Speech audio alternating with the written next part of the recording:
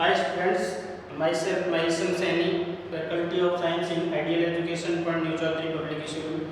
जैसा कि हम पिछली क्लास में जो पढ़ने पढ़ रहे थे वो चैप्टर नंबर 8 जो था कार्बन और उसके यौगिकों के बारे में, तो वो अपना चैप्टर लगभग कंप्लीट हो चुका है। किसी को कोई प्रॉब्लम हो तो आप पूछ सकते हो। आज जो हम पढ़ने वाले हैं वो चैप्टर नंबर 7 है। पाठ का नाम है परमाणु सिद्धांत और तत्वों का आवर्ती वर्गीकरण और गुणधर्म। तो सबसे पहले हम बात करेंगे यहाँ पर परमाणु के बारे में। किसके बारे में? परमाणु के बारे में। तो सबसे पहले हम बात करते हैं यहाँ पर परमाणु जो है, तो परमाणु की बात करते हैं तो अलग अलग वैज्ञानिक जो थे स्टार्टिंग में, जैसे सबसे पहले बात करते हैं महर्षि कणाद जो है। इस कणाद जी ने क्या कहा कि कोई भी पदार्थ जो है उस पदार्थ को छोटे छोटे भागों में विभाजित किया जाए और विभाजित करते ही चले जाए, और एंड में जो भाग अपन को प्राप्त होता है, जो एंड में सबसे छोटा पीस जिसको आगे विभाजित नहीं किया जा सकता, उसी भाग को कणाद ने क्या नाम दिया? परमाणु बोल दिया। जैसे मान लो कोई भी पदार्थ है, कोई भी पदार्थ एक ये है, इसको छोटे छोटे भाग जो है ये, इसको और छोटे भागों में ये, इसको और छोटे भागों में ये, इसको और छोटे भागों में ये, इसको और छोटे भागों में ये, इसको जो विन्यासा भाग है, कौन सा विन्यासा जो भाग है, वही विन्यासा भाग क्या कहलाएगा? परमाणु। क्या कहलाएगा? परमाणु। तो ये किसने कहा? कणाद जी ने। कणाद जी ने क्या कहा? किसी भी पदार्थ का वह सूक्ष्मतम भाग जिसको आगे विभाजित नहीं किया जा सकता, वही क्या कहलाता है? परमाणु कहलाता है। अर्थात कोई भी पदार्थ जो है वो छोटे छोटे कणों से मिलकर बना होता है। तो ये बात किसने कही? कणाद ने। और इसके अलावा कणाद के अलावा महर्षि जो काव्यायाम था, पकुदा जिसको बोल सकते हैं, पकुदा काव्यायाम, पकुदा काव्यायाम, इस पकुदा काव्यायाम ने भी यही बात कही, अगर किसी पदार्थ जो है उस पदार्थ के जो छोटे छोटे कण है, उन्हीं छोटे छोटे कणों से मिलकर कौन बना होता है? कोई भी पदार्थ बना होता। ये बात दोनों ने लगभग क्या कहा? सेम सी बात कही। तो कणाद की कल्पना मात्र की बातें हैं, सारी कल्पना की भी बातें थी, कोई औचित्य नहीं था, कोई सिद्धांत नहीं था, कोई तर्क नहीं था।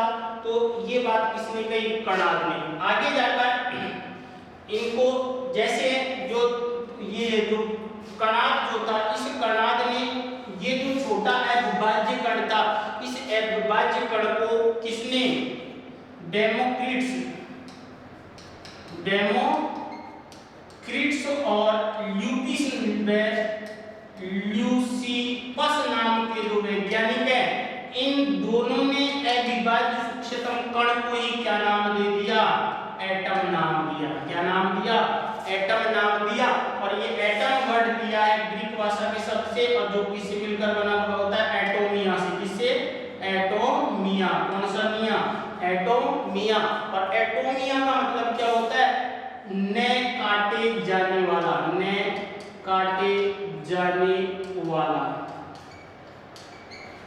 न काटे जाने वाला। दोबारा देखते हैं कि जो कणाद जो था उसने क्या कहा? कोई भी पदार्थ जो है वो छोटे छोटे कणों में अगर उसको विभाजित किया जाए, छोटे छोटे कणों में विभाजित कर दिया जाए, तो एंड में अर्थात अंतिम वह भाग जिसको आगे विभाजित नहीं किया जा सकता, उसी भाग को डेमोक्रिट्स और ल्यूसिपस ने क्या नाम दिया? एटम नाम दिया।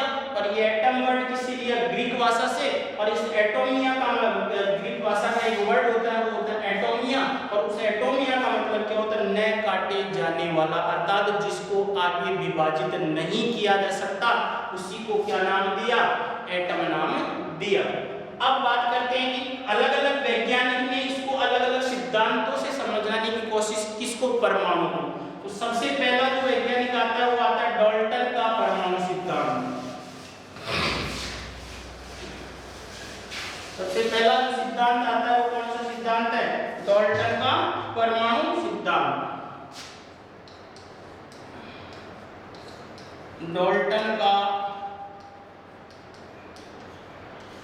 परमाणु सिद्धांत।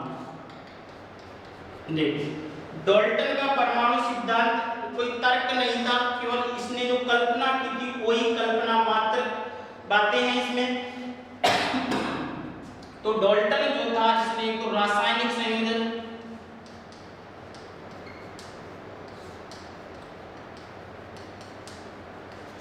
द्रव्यमान संरक्षण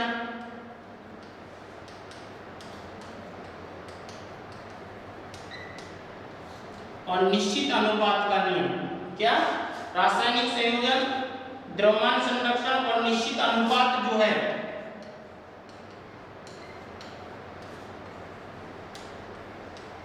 निश्चित अनुपात, इन तीनों के आधार पर अपना सिद्धांत दिया। अर्थात रासायनिक संयोजन के आधार, द्रव्यमान संरक्षण के आधार पर और निश्चित अनुपात के नियम के आधार पर ही अपना डाल्टन का परमाणु सिद्धांत दिया गया। अब देखो डाल्टन के परमाणु सिद्धांत की अगर अपन बात करते हैं तो डाल्टन के परमाणु सिद्धांत का पहला बिंदु ही क्या था? अर्थात कोई भी पदार्थ जो है वो किससे मिलकर बना होता है? छोटे छोटे कणों से, अर्थात छोटे छोटे अविभाज्य कणों से मिलकर बना होता है, जिन्हें क्या कहा जाता है? कोई भी पदार्थ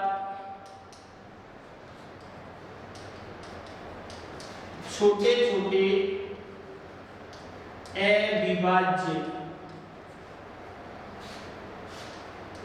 कणों से मिलकर बना होता है। इससे कोई भी पदार्थ जो है वो छोटे छोटे अविभाज्य कणों से मिलकर बना होता है, और इन छोटे छोटे अविभाज्य कणों को ही किसने, डेमोक्रिटस और ल्यूसिफस जो था उसने क्या नाम दिया? परमाणु नाम दिया।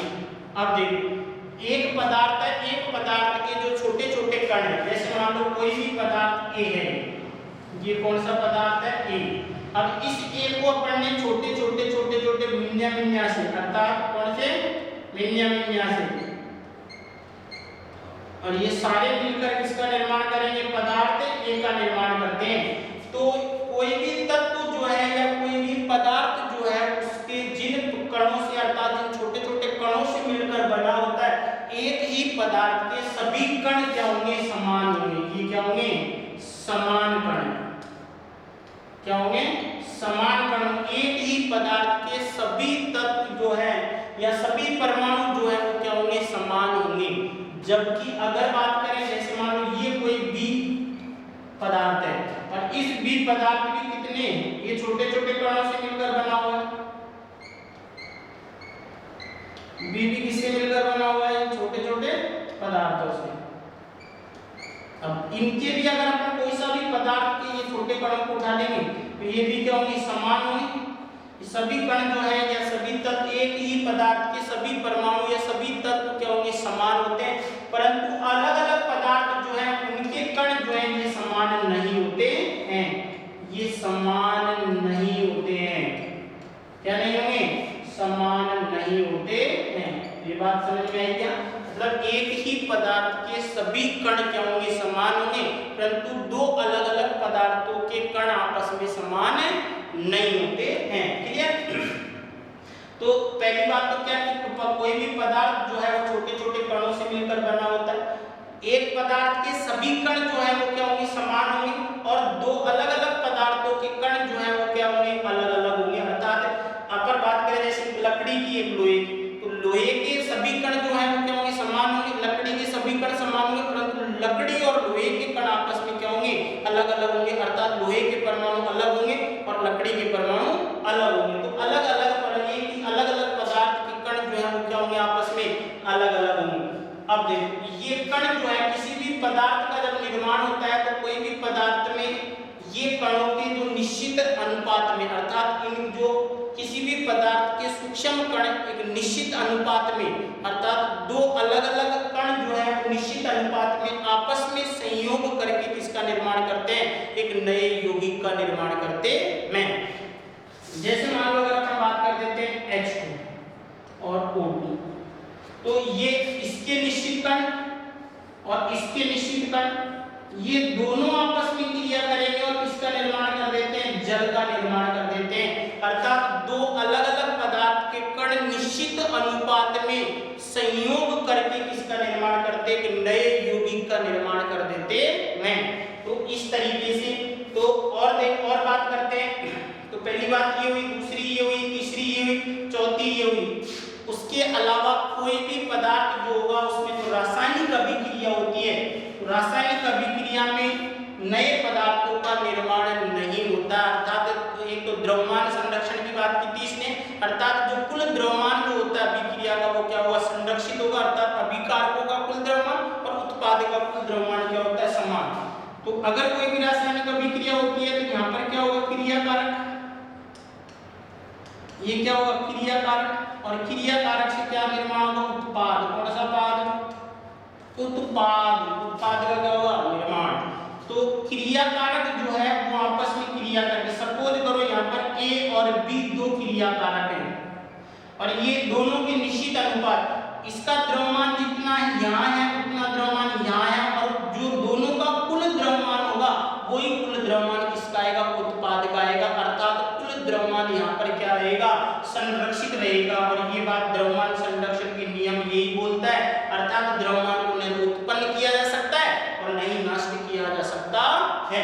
निश्चित अनुपात की अपन ने बात की, कोई भी दो पदार्थ जो है उनके निश्चित कण जो है, कणों की निश्चित जो संख्या है वो निश्चित संख्या आपस में संयोग करती है और संयोग करके नई यौगिका क्या कर देती है, निर्माण करती है।